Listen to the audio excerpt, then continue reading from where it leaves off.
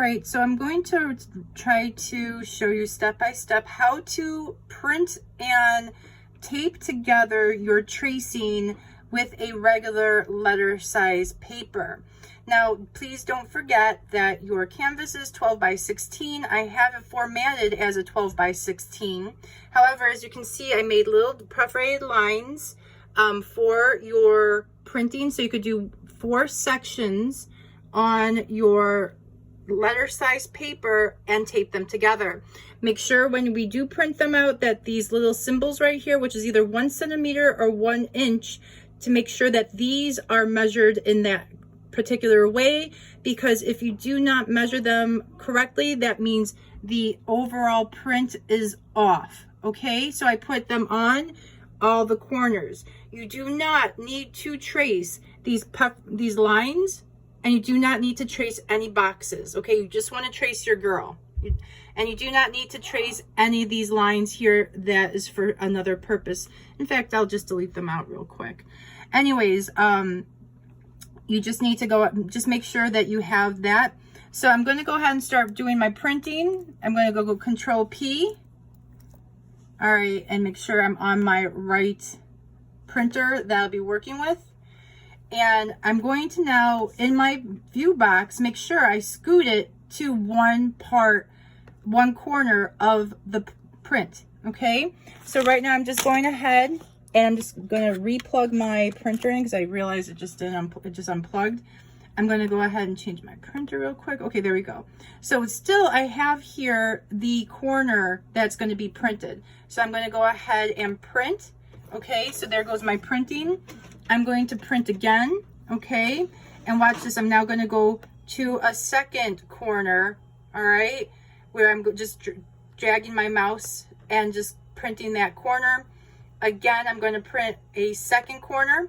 Okay, I'm going to go ahead and press print. Okay, and then I'm going to go ahead and do that with all 4 sides. Okay, so I have all my pieces of paper printed out here. Okay, so excuse my mess. All right, here we go. So make sure when you print these out, there is your inch mark. And I went ahead and I have a tape measure here, and I'm going to measure the inch mark. Now, if you're in another country and centimeters more your thing, I also provided a centimeter mark right above it. So whatever is easier for you to work with. So there we go. It is a proper 1 inch square. Let me just double check this side. So there we go. We have 1 inch square. That means that this has not been altered. Okay. So from there, what we're going to do is we're going to trim off anything that looks kind of like blank. All right, we don't need that anymore. Okay, see, notice like right here, for instance, there's like a kind of a blank spot here. Just go ahead and just trim it off. So once that way you can see your proper outline, okay, that you could get it to the edge of your outline, because we're just going to be matching here on these these dotted lines. Okay, so we're going to just be matching everything up on our dotted line.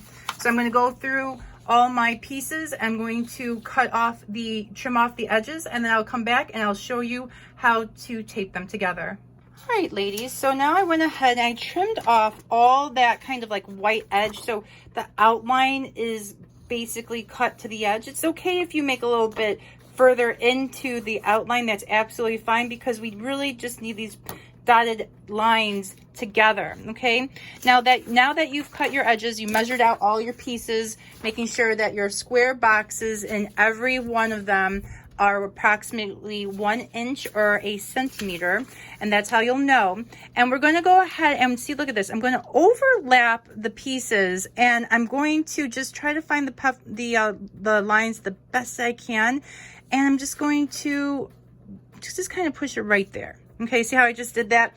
So now the lines are, you can see the line here is quite straight. Down up in here, it works as well. Okay, I'm just gonna throw just any old weight down there. I just put a little box, and I'm gonna get me some tape. Okay, and I'm gonna go ahead and now I'm just gonna make sure it's not too far off. There we go. And let me just double check underneath there. You can also, if you need help with that, you can always take it and lift it into the light let me see if I could get a good thing. You can kind of lift it into the light to see it better as well. But I think I have a pretty good grip of it, because you can see once you start matching up the lines that the tracing itself kind of pops together. You understand what I mean? Like it just starts looking normal. Okay, so I'm just going to throw a piece of tape here. Okay, I'm going to flip it right away, put a tape in the back. Okay, and then I'm going to do that with all my pieces of paper, connecting the lines together just like so. You understand? So you said it kind of like pops right together, and that way you can just go ahead and tape it all together. Okay, so I'm going to stop it here. Go ahead and tape your pieces together, and I'm going to show you what it's going to look like in a moment. All right, so now I have my tracing all taped together. I used long strips of tape so it's all nice and flat, and it won't like move too much when I go ahead and start tracing. So make sure you put nice long strips of tape on every joint. All right, also, if you notice here, it says to start the dress, and this is the dress, right? To start the dress, it should be placed 3/4 inch from the bottom right edge of canvas. What that means is that here we go. I have a canvas right here, so I made a mark here from the edge of my right bottom side canvas, approximately 3.25 inches right there, and I placed a mark, because what's going to happen basically is you're going to go ahead and you're going to place this edge right here of the bottom of your dress onto that mark. Okay, so that is your placement for your paint, for your tracing. Okay, so what you're going to do is, once you have that all done, you're going to get some tracing paper. Here I have some carbon tracing paper you could get online. However, if you can't get access to tracing paper like this, go ahead and get the sewing type of tracing paper. Like, I don't have any example of that, but in sewing stores, you can buy tracing paper similar to this, but I do suggest to use either the black or the gray.